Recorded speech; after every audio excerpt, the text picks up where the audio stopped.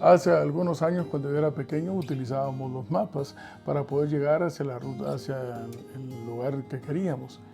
Hoy la tecnología ha avanzado. ¿Quién iba a pensar que este mapa tú lo puedes encontrar simplemente al ver en tu teléfono? Se utilizan Waze, hay varias indicaciones y si tú sigues todas las señales, llegarás al lugar que te has propuesto. Iniciamos el último trimestre del año con un libro extraordinario, el libro de Juan. Y al igual que los demás 65 libros de la Biblia, este nos lleva al mismo lugar, al mismo objetivo, encontrar que Jesús es la única opción de salvación. Esta semana, muy atinadamente, la escuela sabática se ha titulado Señales que indican el camino.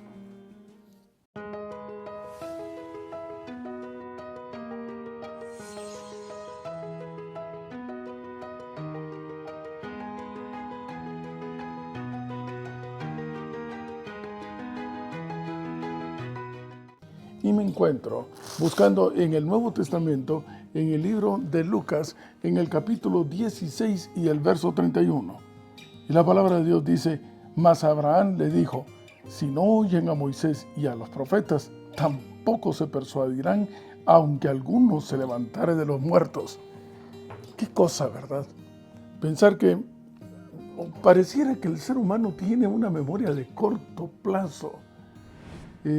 Solo mientras está viendo, está creyendo, y esto es pasajero, a menos que se lo grabe en el corazón, que es lo que exactamente estudiaremos en esta oportunidad.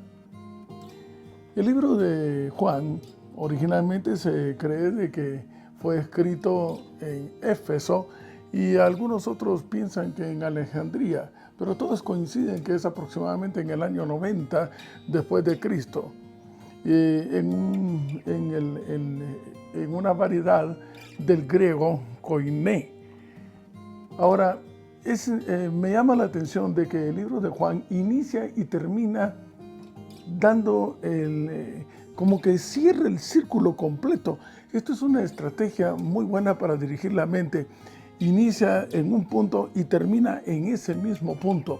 Se lo voy a demostrar si vamos, por favor, a la razón de ser, el objetivo de este libro, y se encuentra en el penúltimo capítulo. Estoy en el libro de Juan, en el capítulo 20, casi terminando el libro. Estamos entonces en capítulo 20 de Juan. Estoy en el capítulo 20, del verso 30 al 31. Y la palabra de Dios dice: hizo además Jesús muchas otras señales en presencia de sus discípulos, las cuales no están escritas en este libro. Pero estas se han escrito para que creáis que Jesús es el Cristo, el ungido, el Rey, el escogido por Dios, el que venía a liberarnos, el Hijo de Dios, y para que creyendo tengáis vida en su nombre. Tomemos en cuenta de que primero estamos hablando de una experiencia personal. Para creer que Jesús es el Mesías, es el escogido, y se van a contar todas las cosas que sucedieron, pero el objetivo final es creer, es aceptarlo a Él, y como resultado que tengamos entonces vida en su nombre. Si esto vamos a... Lo que te está invitando el apóstol aquí es a que tengamos a que todas estas cosas te convenzan para que te decidas por el Señor, establezcas una relación íntima con el Señor y entonces como consecuencia tengas vida eterna. Y mira tú que es de esta manera como inicia el libro, y estoy en el capítulo 1 de Juan. Decía que cierra el círculo. Estoy en el capítulo 1 de Juan y el verso 12, y la palabra de Dios dice: mas a todos los que le recibieron, a los que creen en su nombre, les dio potestad de ser hechos hijos de Dios. Ese es el punto. El punto es creer, hacer nuestra su manera de ser. Eso significaría creer en su nombre, hacer nuestra su manera de ser, como pues ya no viviendo nosotros. Y entonces seremos reconocidos por el cielo una vez más como hijos de Dios. Así como el último capítulo, el penúltimo capítulo, el capítulo 20, habla acerca del mismo principio, para que creáis que Jesús es el Cristo, el Hijo de Dios. ¿Me está siguiendo? Pues bien, hay una relación íntima entre el vocablo creer y conocer. Etimológicamente, el vocablo creer es una raíz indoeuropea, ker, que significa corazón, y la terminación de he, que es poner o grabar en el corazón, y de ahí se derivan también los vocablos recordar, el prefijo re de nuevo, y cordar, que viene de cor, discordia, corazón. En otras palabras, lo que te vas a poner en el corazón. En el griego, la etimología te da una certeza, una confianza absoluta de que te comprometes a que tú sabes que eso es así. Eso implica creer. Lo haces tuyo, lo pones en el corazón. Y en la relación con el vocablo conocer, porque la pregunta que surge es, ¿cómo tú puedes poner algo en tu corazón que se te quede grabado allá adentro para que tengas una fe y una confianza absoluta, a menos que previamente lo conozcas? El vocablo conocer, con, indica dentro de, y la terminación ser, que viene del griego ginosco, establecer una relación íntima. En otras palabras, tú necesitas tener una relación íntima, en este caso con Jesús, para que entonces desarrolles el creer. La fe viene por el oír y el oír por la palabra de Dios. ¿Cómo llegues a conocer al Señor?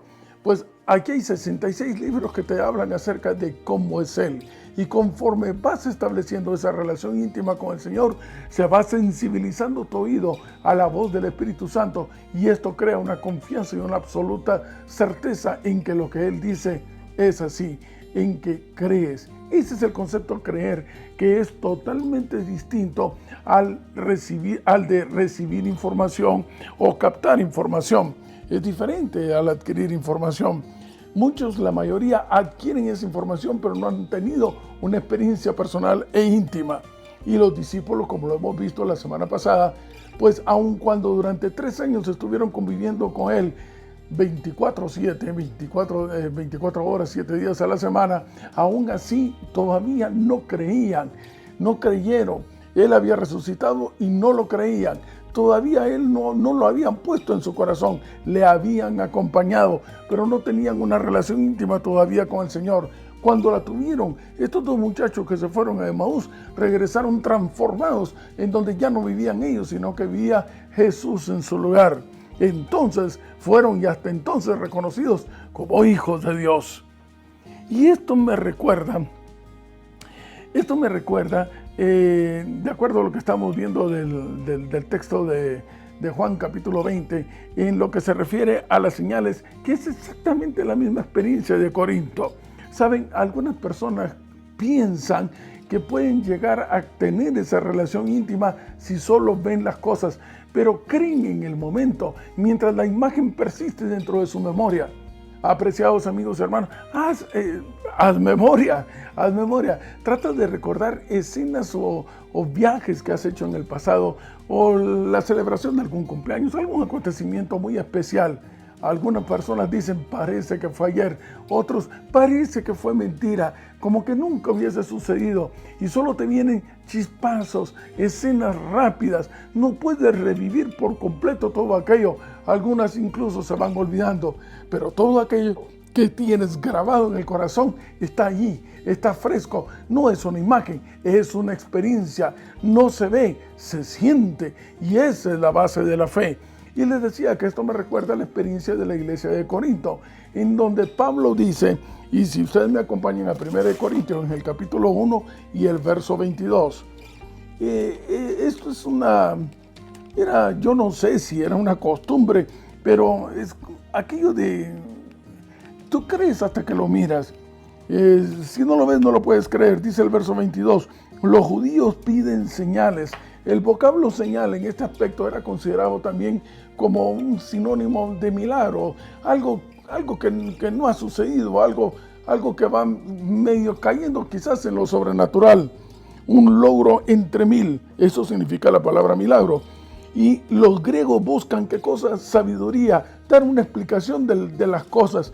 pero ambos están basados en experiencias exteriores, no en una experiencia interior. Y déjame decirte, eminentemente Jesús no es una experiencia exterior, no es una experiencia sensitiva, es sensitiva externamente. Jesús es una experiencia interior. Esa es la razón por la cual Él toca la puerta de nuestro corazón.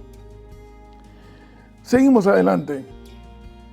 Dice siempre en 1 Corintios, en el capítulo 1 y el verso 23, Pablo les dice, miren, ustedes están pidiendo cosas que se ven por fuera, pero dice el verso 23, nosotros, los que tenemos esa experiencia personal con el Señor, predicamos a Cristo crucificado.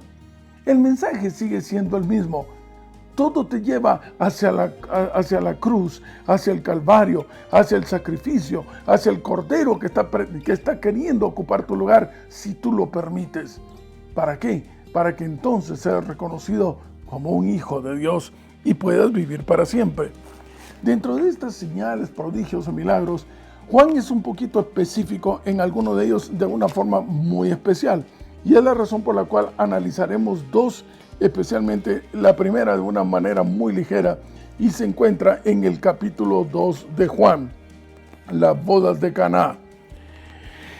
Pues ustedes ya saben la historia, se transforma el agua en vino, pero dice el verso 11, este principio de señales hizo Jesús en Caná de Galilea, manifestó su gloria y sus discípulos creyeron en él. De nuevo, la temporalidad de creer, porque posteriormente, mientras sucedían las cosas, creían. Algo así como lo del pueblo de Israel saliendo de Egipto. Rápidamente se olvidaban cosas que habían sucedido el día de ayer y luego entonces estaban viendo por algo nuevo y estaban dudando. Exactamente lo mismo que le sucede a un enfermo. Mientras está enfermo, pide esto, promete aquello, hace de todo, está dispuesto, nunca más volveré a hacer aquello que me ha llevado a la enfermedad. Una vez se sana, parece que queda en el olvido y vuelve nuevamente entonces a sus hábitos, a aquellos que había prometido que no iba a seguir haciendo. Veamos entonces, no le tomo mayor detalle a esto, sino que me voy a detener más en la experiencia en el capítulo 4, la experiencia de que Jesús sana al hijo de un noble. Dice la palabra de Dios en el verso 43, 2 días después salió de allí y fue a Galilea. Verso 44, porque Jesús mismo dio testimonio de que el profeta no tiene honra en su propia tierra. Esto nos hace pensar, nos hace deducir, Jesús viene de Jerusalén, en donde no es aceptado, no es bien aceptado. Al fin y al cabo llega a la sinagoga, los fariseos lo juzgan porque siempre está viendo hacia afuera. Saben, hermanos, una vez más, la clave es esta. El Señor te enseña a ver por dentro, pero el espíritu del enemigo te está enseñando a ver por fuera. Y los fariseos, ¿y qué podrá saber? ¿Dónde ha estudiado? Total, viene de Nazaret, y qué bueno ha salido de ahí. Así que él fue rechazado, se regresa a Galilea y en Samaria, en donde Jesús parece que es más aceptado. Dice el verso 45, cuando vino a Galilea, los galileos le recibieron. Y habiendo visto todas las cosas que habían hecho en Jerusalén en la fiesta, porque también ellos habían ido a la fiesta. 46, vino pues Jesús otra vez a Caná de Galilea, donde había convertido el agua en vino. Y había en Capernaum, Capernaum era un puerto prácticamente, estaba en el noroeste del mar de Galilea, prácticamente a nivel del mar, pero Galilea estaba en un área montañosa. Aproximadamente habían como unos 35-38 kilómetros de distancia. Un oficial del rey, cuyo hijo estaba enfermo. Seguramente se cree, los arqueólogos han llegado a la conclusión de que en Capernaum había una agencia de aduanas, se cobraban impuestos y por lo tanto entonces había un puesto de avanzada del ejército. Este oficial, de acuerdo a como lo encontramos en el versículo 52 y el versículo 51, del capítulo 4 de Juan, parece que era de un alto rango porque tenía siervos bajo su potestad. Y la palabra de Dios dice que este oficial tenía a su hijo enfermo. Verso 47. Cuando oyó que Jesús había llegado de Judea a Galilea. ¿Saben ustedes? Él llegó de Judea a Galilea, caminó 30 y tantos kilómetros. Aproximadamente esto le llevó al promedio que tenemos unas 6 horas de viaje, tanto de ida como de regreso. Vino a él y le rogó que descendiese.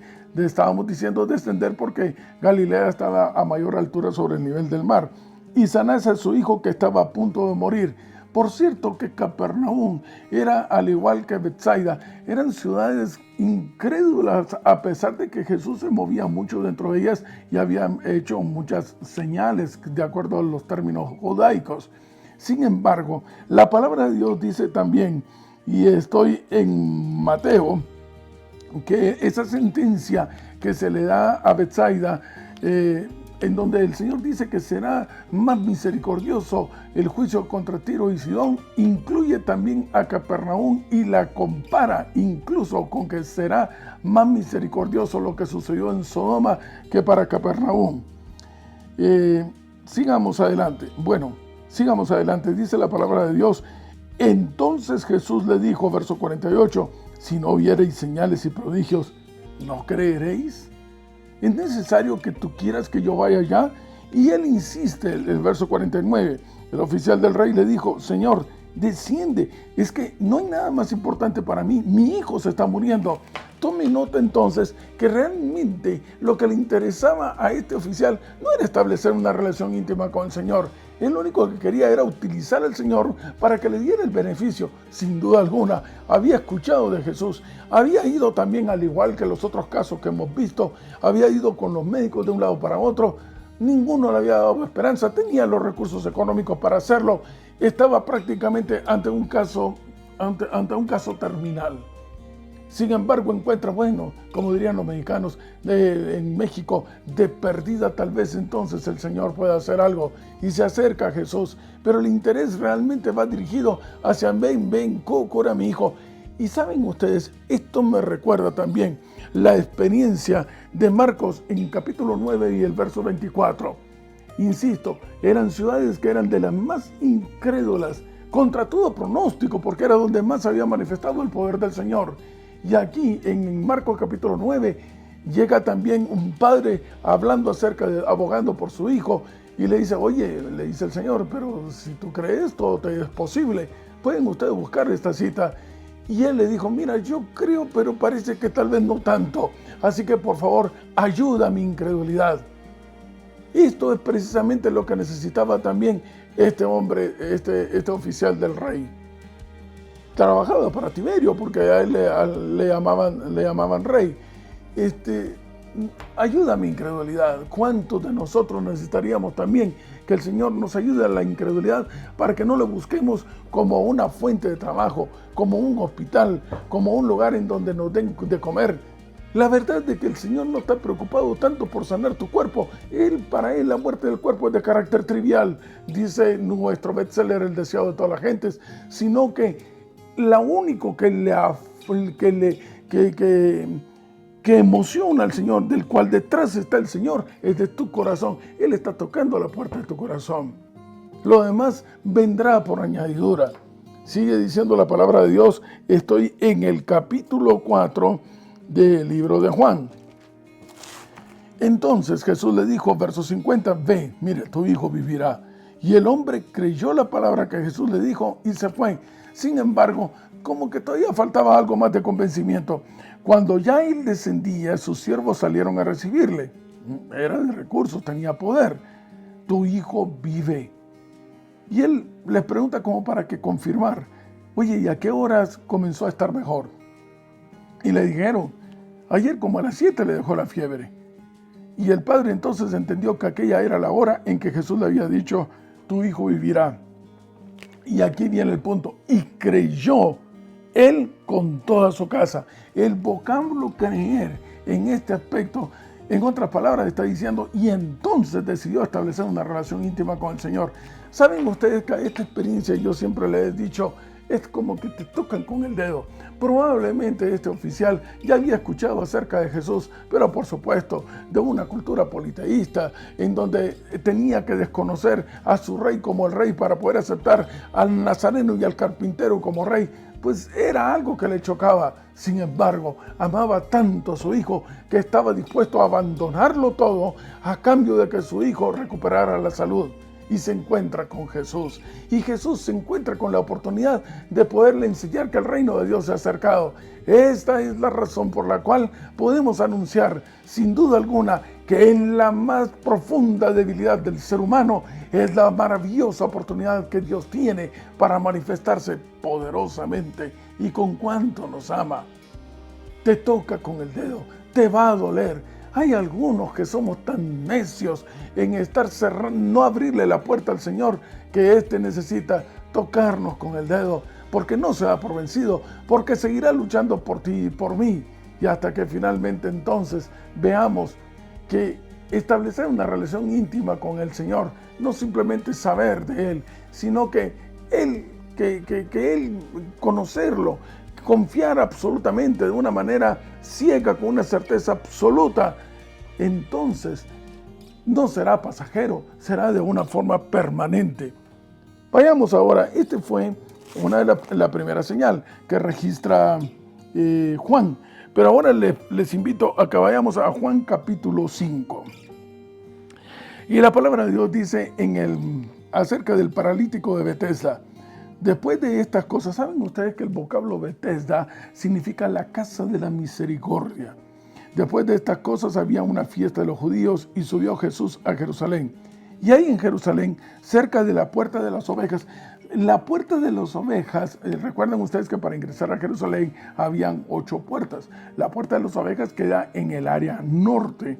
Había un estanque llamado en hebreo Betesda, el cual tiene 5 pórticos. En estos 5 pórticos estaba llenísimo de personas, todas ellas enfermas, esperando poder entrar al estanque. Y en esto yacía una multitud de enfermos, ciegos, cojos y paralíticos que esperaban el movimiento del agua. Pareciera que esto es algo supersticioso, lo del movimiento del agua, por la explicación que más adelante da el paralítico al Señor. Porque dice en el verso 4, es que un ángel descendía de tiempo en tiempo al estanque y agitaba el agua. Y el que primero descendía al estanque después del movimiento del agua quedaba sanado de cualquier enfermedad. No hay una prueba fehaciente de que esto fuese así. Sin embargo, el verso 7 nos hace pensar que no cabe duda que el agua sí tenía eventualmente cierta agitación. El Señor le respondió al enfermo, no tengo quien me meta en el estanque cuando éste se agita. O sea, sí era algo que era notorio que se agitaba. Arqueológicamente se ha encontrado de que habían manantiales que probablemente entonces la efervescencia el burbujeo del nacimiento del agua podía hacer que entonces este se moviera, se agitara. Dice el verso 5, y había allí un hombre que hacía 38 años que estaba enfermo. Yo diría que prácticamente todos le conocían. Cuando Jesús lo vio acostado y supo, le informaron que llevaba ya mucho tiempo, le dijo, oye, ¿quieres ser sano? Tome nota, por favor, la forma en que lo voy a decir. Oye, ¿en verdad tú quieres ser sano? Tienes 38 años de estar aquí, ¿y qué pasa? Si tu fe cree que es, ¿por qué no te has metido al estanque?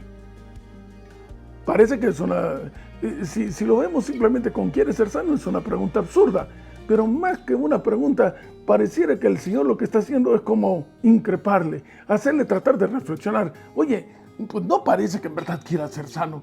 Pues, estás en la misma situación. ¿Cómo es posible que en 38 años no te mueves, que estás en el mismo lugar? Tú dirás, es paralítico. Pero no, este individuo tenía personas que eventualmente lo ayudaban para poder llegar ahí. Dice la palabra de Dios. Estoy en el verso 7. El Señor, le respondió al enfermo, no tengo quien me meta en el estanque cuando se agita el agua. entre tanto que yo voy, otro desciende. Entre tanto que yo voy. O sea, sí tenía alguna manera de desplazarse. Tú dirás, quizás lo hacía arrastrándose. O eventualmente podía pedirle ayuda a alguien. Y generalmente no pernoctaban más que simplemente debajo de los pórticos. Entonces, si tenía cómo trasladarse, podía entonces de alguna manera pues arreglar con aquellos a que lo tuvieran listo para poderlo meter en el estanque. Pero no había tal vez una resignación, no había una mayor preocupación. Pero hay un punto más importante al cual quiero llamar tu atención. ¿Por qué tienes que estar dependiendo de otro? Esto es una relación personal. Apreciados amigos y hermanos, la relación con Jesús, el establecer un cambio en tu vida. Cada quien es el arquitecto de su propio destino. No puedes echarle la culpa a terceros. Eres tú el único que construye, que decide, que toma el destino en tus manos para poder llegar al objetivo que tú quieres. Algunos tratan siempre de encontrar excusas y tratar de responsabilizar a otros. No fui yo, fue la serpiente que creaste. No fui yo, fue la mujer que creaste. No fui yo, fue el fruto. Vamos, apreciados, hasta que finalmente reconozcamos que nosotros somos los únicos responsables de hacia dónde se dirige nuestra vida, porque el Señor no es colectivo, sino que es personal. Entonces quizás tomaremos decisiones al respecto. Y precisamente a eso quería llevar el Señor a este paralítico. Dice el verso 8, vamos, en verdad, si quieres hacer algo, levántate entonces, levántate ya, toma tu lecho y comienza a caminar, haz algo, deja de estar dependiendo de los demás. Y el hombre quizás se ha puesto a pensar, oye, de veras que yo sí quiero yo sí quiero sanarme. Se olvidó del estanque, se olvidó del agua, simplemente con el poder y la potencia que tiene la voz del Creador. Este hombre es arrobado instantáneamente, cree en eso y se levanta, hace suya las palabras. Y qué maravillosa oportunidad. Estamos hablando de un lugar que está llenísimo de personas. Qué maravillosa oportunidad la de Jesús para dar a conocer el poder de Dios siempre y cuando tú creas en Él. Para dar a conocer cuán grandes cosas el Señor está dispuesto a hacer por ti siempre y cuando tú te dejes usar. Y el paralítico se deja usar. Y sigue diciendo entonces la palabra de Dios. Estoy en el capítulo 5 del libro de Juan. Y al instante aquel hombre fue sanado, tomó su lecho y anduvo. Pero era un día de reposo. Acuérdense que probablemente se estaba celebrando alguna de las fiestas judías. Bueno, mal llamadas judías, las de Levítico 23, que son las fiestas de Jehová. Los fariseos, los judíos, estaban atentos siempre a estar juzgando las cosas. Dejan de un lado lo que es la sensibilidad, la humanidad, el prodigio que hay detrás de un alma transformada cuando acepta al Señor. Y simplemente van a la letra muerta, una ley que es insensible y que se olvidan que simplemente es una guía normativa. Y le empiezan a acusar acerca de qué anda haciendo. Cuando el paralítico se levanta, cuando empieza a recoger sus cosas y se levanta y se da cuenta, pues Jesús ya no está allí. Y no puede decirles, oye, realmente fue Jesús, fue el maestro, escuché la voz, yo me levanté y aquí estoy. Posteriormente el Señor se lo encuentra entonces, pero miren ustedes en dónde se lo encuentra. Dice el verso 14, después le halló Jesús ¿en dónde? En el templo. Había gratitud en el hombre. Estaba siguiendo la ruta de tener una relación íntima con Dios, poniéndose a cuentas, estando en paz. Y el Señor les contesta, mira, has sido sanado. Oye, ya no vuelvas entonces a las andanzas de antes. Mantén tu relación. Estás aquí, estás haciendo bien. Qué bueno que estás acá. No te vuelvas un litúrgico. Recuerda, lo tuyo, encontrarte con el Salvador, fue una experiencia personal. Y esto para que no te venga alguna cosa peor. Y la pregunta es, ¿qué cosa peor le podría haber venido a este hombre después de estar 38 años paralítico? Pues morir. Vaya, dirás tú, quizás deseaba morir. No. Pero atención, apreciado amigo hermano, lo peor que le puede suceder a una criatura de Dios, al ser humano, es morir, pero morir para siempre. ¿Entiendes tú el peso de lo que esto significa? Morir para siempre. La palabra de Dios dice en 1 Corintios, nuevamente regreso allá, 1 Corintios en el capítulo 3. 1 Corintios, capítulo 3. Y dice la palabra de Dios, es que lo que sucede es de que, pues, están siempre en aquel pleito de quién lo hizo, quién es el galardonador, quién se lleva la experiencia, quién se lleva el premio. Dice la palabra de Dios en el capítulo 3 de 1 Corintios y el verso 7. Así que ni el que planta es algo, ni el que riega, sino Dios que da el crecimiento. Verso 9, porque nosotros somos solamente colaboradores de Dios. Y los fariseos tenían puesta su vista constantemente solamente en quienes, en ellos. Vuelvo nuevamente a Juan, al capítulo 5 y la experiencia de este paralítico para cerrar todo lo que está sucediendo acá. Estoy en Juan capítulo 5. Qué experiencia más extraordinaria que se pasa por alto hacia la vista de aquellos que simplemente tienen todo su vista puesta en ellos mismos. Dice la palabra de Dios, el hombre se fue, dio aviso a los judíos que era Jesús el que le había sanado. Y por esta causa es de que estaban tratando de matar a Jesús. ¿Por qué? Porque estaba transgrediendo una ley en donde están muertas sin amor y sin misericordia. Apreciados amigos y hermanos, solo somos colaboradores en esta maravillosa obra. Y el Señor nos llama a tener un privilegio que los ángeles quisieran tener. Pero así como tú ves el análisis del libro de Juan de una manera bastante ligera, tanto en el primer capítulo como en los últimos capítulos del libro, el punto y el mensaje sigue siendo el mismo. Jesús es el centro, Él es la opción, Él es la única razón de poder anunciar un mensaje, establecer una relación íntima y personal con el Señor. Por eso es que volvemos a casa, porque estamos conscientes de que el mundo no puede ser nuestro hogar.